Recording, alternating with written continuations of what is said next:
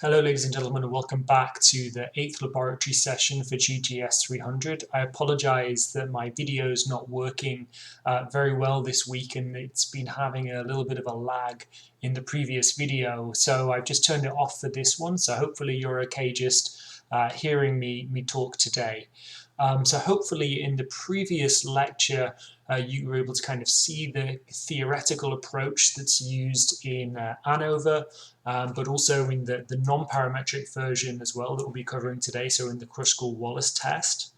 What we're going to do now is I will provide you with a couple of examples which basically pick up on what we went over in the previous session, okay? And it's not going to be very long, which I'm sure you're going to be happy about, but you do need to understand how to convert the math that I showed you in the previous examples in the lectures into the code that we're going to be presenting here, okay? So you need to try and get your head around how this works, and then there'll be the assignment which you'll need to carry out and submit 7 days from today. So without much further ado, I'm going to focus on firstly Anova, analysis of variance, and those kind of 6 calculations that we need to carry out basically. Okay, so we need this F statistic here. We need to calculate the between group variability, this MSB, and we also get the within group variability is the denominator, this MSW value. Okay.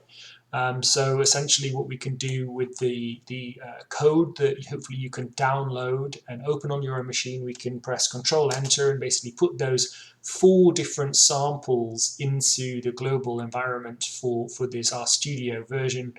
So basically this is building off those house price data examples from McGrew et al. On page 181, so you can essentially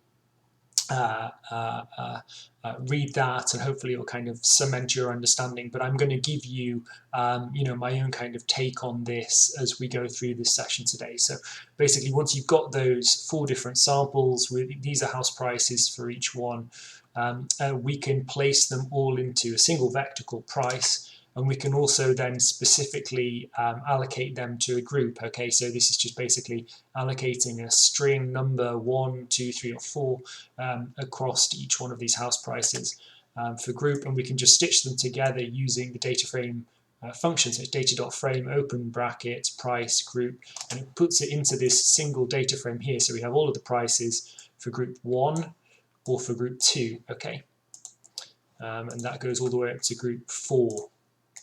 And then once we've got that, basically we can start just by looking at the median values. So remember that in the lecture I explained that if your median values don't really overlap very much, and maybe they're outside of the interquartile range for any of these groups, then there's probably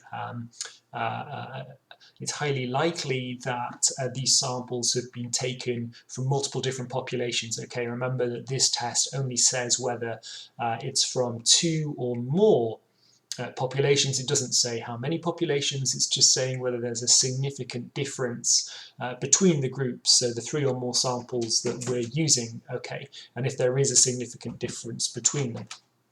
Okay, so we're able to produce a box plot as I've shown you there, just using that box plot function, using each of the individual samples and then labeling them, or we could produce exactly the same result just by using the box plot function and the 2 vectors of data which we had before.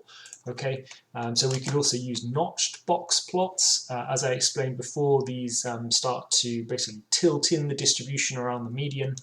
And these are just a few examples that allow you to kind of visualize the data before you do the actual statistical testing part, okay? So for normally distributed data, what we can do is we can basically get the length of the first sample here, we can get the mean of the first sample, we can get the standard deviation of the first sample, okay? And we can enter them all into the memory. For this session, we can do that for all 4 of those neighborhood samples, so that we've got basically the basic inputs for carrying out our Anova. So if it starts with n, then that's going to be the number of samples within that single sample. If it's x, that's going to be the mean for that sample, for that neighborhood, and if it's s, then that's going to be the standard deviation. Okay.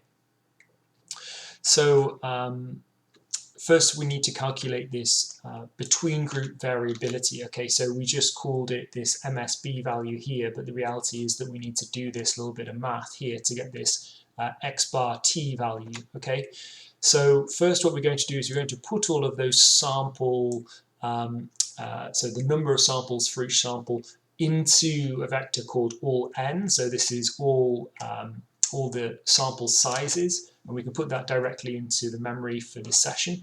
We can then do the same with all the sample means. Okay, so this is for sample 1, 2, 3, 4, etc. And they're now also in the global environment up here. And then also we can basically sum all of those sample observations that we've got to get the total number of observations overall in the sample. Okay, and that's giving us our capital N. Now to get the x bar t, what we're doing is we're basically going to sum the multiplication of the sample multiplied by the mean value. Okay, so these are vectors obviously, so what this is going to do is it's going to multiply 6 for the number of samples by 158, which is 158,000 essentially. So that's the house price, the mean house price for the first sample. We've got 6 samples there, and then it does the same for 7 multiplied by 183, and then 5 by 144, etc. So hopefully you can see that that's basically going to, for each row in the two vectors, multiply them together, and then we sum them to get the numerator, and then we divide by the number of observations overall, so we get this x bar t value. So that's how we obtain the inputs and carry out the processing for this first equation here. Hopefully that's not too daunting for you and you're able to kind of understand how that is carried out. Then we need to get this SSB, so the between group sum of squares here. So we need to get the sum for all groups of, and then essentially what we need to do is we need to get the sample size, and then we need to multiply it by, and then we're going to subtract that x bar t from each one of the sample means, and then we're going to basically square that and sum it. Okay, so that's basically what we're doing down here in this SB equation.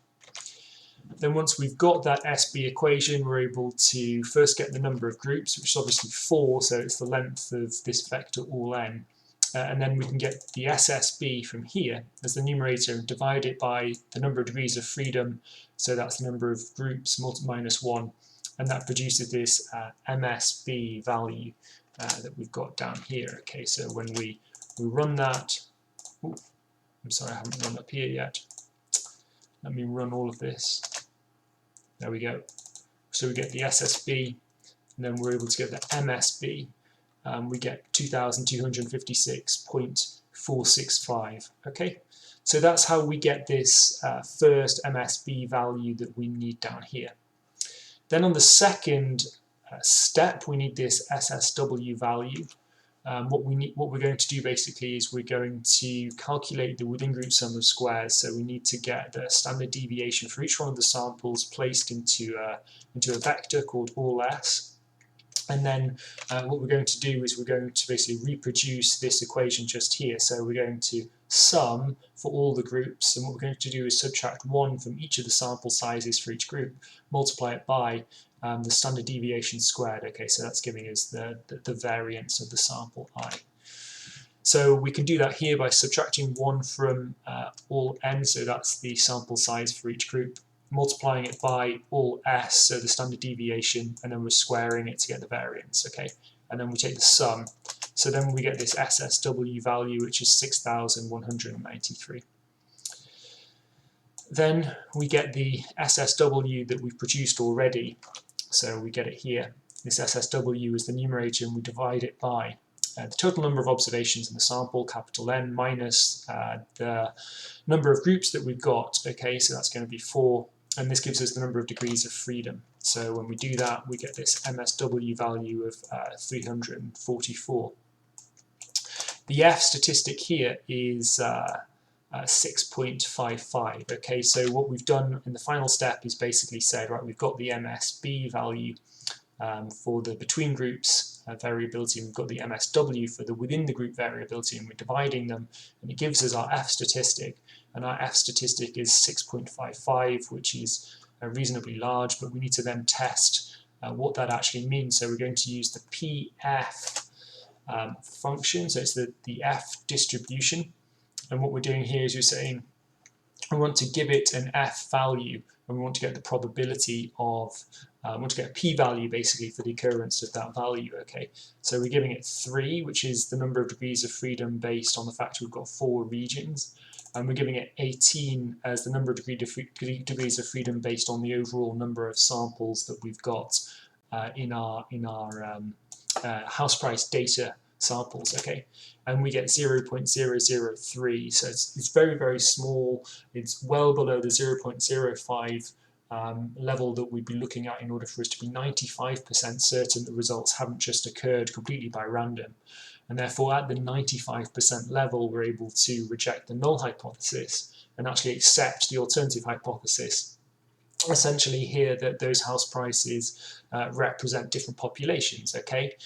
So this is saying that the house price samples that we've got have come from at least 2 or more different populations. And I think what's interesting about this is that I just kind of want to reiterate that we say this in a very specific way, okay? Because I marked some of your assignments and maybe some of you were just saying, oh, the p-value is below 0.05, so it's significant, so this is the answer. And remember, you need to say it in the way that I tell you, which is that at the 95% significance, at the 95% confidence level, we're going to reject the null hypothesis, okay, and then we're going to accept the alternative hypothesis. And you need to say it in specifically that term, please. So if you didn't manage to do that in the previous assignments, then please make sure you report your results explicitly in this way, because that's the standard way that these results are reported in the statistical literature, okay? Okay, so that's how we calculate things manually. We can also reproduce this using an automated inbuilt function, okay? So you don't have to go through all of those different steps that I showed you there. So it's great to do that. It's great to know how to do that. But ultimately, the reality is once you kind of spread your wings and you go off from this class, if you're going to be using these types of statistical tests in the future, particularly if any of you look to do graduate work, go and do the PhD, then essentially you'll probably be running things pretty quickly using an inbuilt function like this. So we're able to reproduce this exact result using this one-way.test, okay?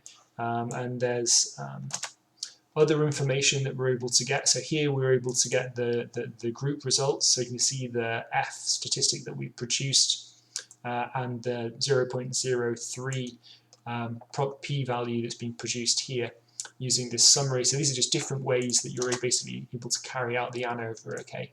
So you've got 3 different ways there that you can carry this out using inbuilt functions. So that should be plenty of food for thought for how you carry out the assignment this week, all right? So I'm just going to finish off now by focusing on the Crisco-Wallace test. So this is for where we've got non-normally distributed data, okay, so the non-parametric based approach. So within our data frame, and we've got our data frame here for price and grouping, we're able to basically allocate ranks to them.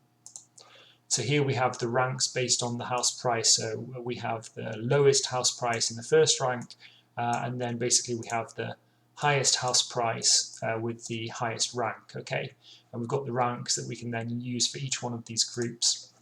We're able to get the sum of the ranks for each one of the groups, so for group 1, 2, 3, 4 here, and allocate them into the memory. So this is just saying within data frame 1, go to the ranks column and just subset those rows that equal group 1 and sum them, okay? So this gets just the sum of the ranks for group 1, okay? So it's indexed here. You can see there's a difference. This is a square bracket indicating it's a row index in this particular case. And then we're basically going to be able to sum them. So for R1 we get 52, for R2 we get 108, for R3 we get 27, for R4 we get 65.5. So basically we can concatenate all of these together so that we get a vector with all of these values concatenated together. And then basically we're able to get, so we've got all R for all of the ranks and all of N for all of the sum of the number of observations, so the number of observations in each sample. And then we've got this capital N, which is the sum of all of the count of all of the observations, basically. Okay, so then we need to get our H value. So let me just go back to where that was within the lecture. So we need this H value here, our H statistic. And we're going to do that by basically breaking it up into these three different parts that I explained before. So first we're going to take 12 and divide it by, and then it's n, so the number of total observations multiplied by the total number of observations plus 1. And that gets this first part here. And then we're going to multiply it by, and then we're going to take the sum of, and then the sum is this R value here, which is squared divided by, and then we get each one of the total number of observations for each sample. Okay, and we sum them all, and then we subtract finally 3 multiplied by total number of observations plus 1. And then when we do that, we get this H statistic in this particular instance of 10.46512. And essentially we can then go and get a p-value for the chi-squared test statistic here, and we're going to give it H, we're going to give it the total number of observations minus 1, so the number of degrees of freedom, and it's going to give us a p-value of 0.01499. Okay, so that's highly significant. It's below the 0.05 level that we'd be looking at in order to be 95% certain that the results haven't just occurred by chance. And therefore, based on the 95% confidence level we've used here, we can reject the null hypothesis and we can accept the alternative hypothesis that these house prices, this house price data has been collected from 2 or more different populations. Okay, so there's a significant difference between at least one of the samples that we've got from the rest of the samples. Okay, so their means don't all essentially equal each other, so they're coming from very different populations. So you can read more about the p chi-squared function if you would like using the help menu, and you can even carry out this Crisco-Wallace test using the inbuilt function if you like. So we get the same, very similar chi-squared value, and we get a p-value that's 0.01 down here, which should allow you to carry out this test in a much more quicker fashion. Great, so I'm going to round it off here today. Obviously it's been a short week, but then next week we're going to be having our midterm review. So if you've managed to get through this relatively quickly this week, you can always do some extra revision. Or if not, and maybe you're busy with other things, then just remember that you're going to need to set some time aside next week in order for you to go through the unmarked tests and then prepare fully for the actual midterm exam that I'll be holding. Okay, so do reach out to me if you've got any further questions. I hope that this week it was fun, not too long, not too arduous, with only 2 tests that we've covered, but this is an important part of the course, so I hope you're able to give it full attention. Great, well don't hesitate to reach out to me, and I hope you have a good week, and I'll speak to you all soon. Thanks for tuning in. Goodbye.